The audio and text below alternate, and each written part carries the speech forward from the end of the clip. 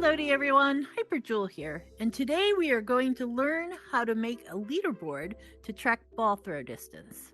The World Leaderboard Gizmo is a powerful tool for engaging visitors and giving them a challenge to beat.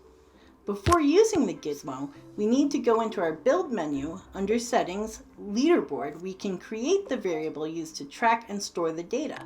Let's create one now called Score.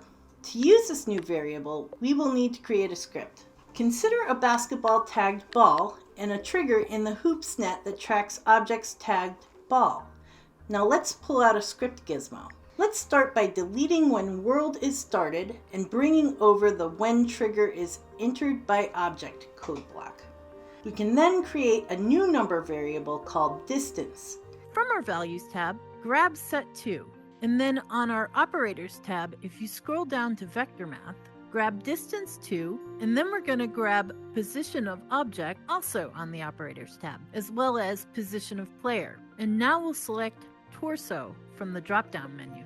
Then we're going to bring that distance variable into the A slot. And to determine the player, on the Actions tab, we can get the owner of the code block.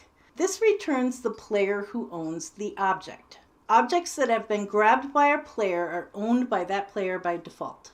Place OBJ into the owner of pill, and now we have calculated the throw distance. On the Values tab, grab Set Leaderboard. We can then select Score from the drop-down and duplicate owner of obj, or OBJ, into the player slot by thumb sticking to the right. When letting go, the original code block returns to its original position. We'll duplicate distance and leave force as false. If force is set to true, it will overwrite the score no matter what. When false, it only updates for a higher value. Now, we just need to attach the script to the trigger. Let's name the script Ball Trigger, capital B, capital T, and on the Trigger's property panel, we can select Ball Trigger from the drop-down.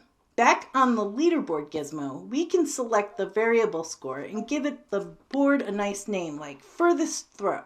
We'll set the number of entries to 10 so we can see more scores simultaneously. And we'll also change the UI anchor to Billboard so it's always facing the player. Congratulations! You've just completed your first leaderboard. If you have any questions or ideas, please let us know in the comments. Thank you! HyperJoule out!